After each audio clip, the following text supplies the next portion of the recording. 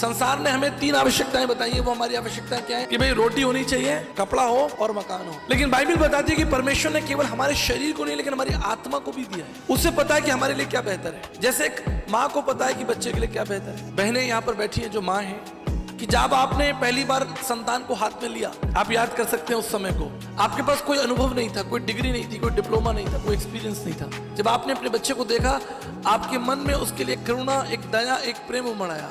इसके पीछे स्वयं ईश्वर का विधान है। इसके लिए आपको कोई डिग्री या डिप्लोमा की आवश्यकता नहीं, कोई ट्रेनिंग की आवश्यकता नहीं। ये स्वतः है और ये प्रभु की ओर से, ये ज्ञान आपको प्रभु की ओर से मिलता है। ये स्वभाव आपको परमेश्वर देता है कि आप कैसे बच्चे को पकड़ेंगे, कैसे पालेंगे, कैसे उठाएंगे।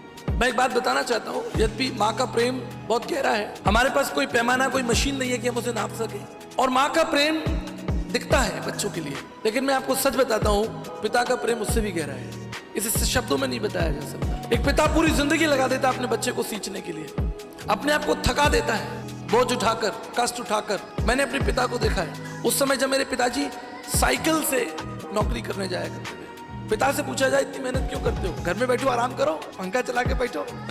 बच्चे हैं, उनके लिए घर से बाहर जाना है, कमाना है, घर बनाना है, किराया किश्त देना है, राशन लेकर आना है, बिजली किराया देना है। कितने पिता बैठे हैं यहाँ पर, मैं जानता हूँ, मैं खुद एक पिता हूँ। पूरी जिंदगी खर्च कर देता है पिता अपने आप को। कहाँ से मिलती है आपको वो शक्ति?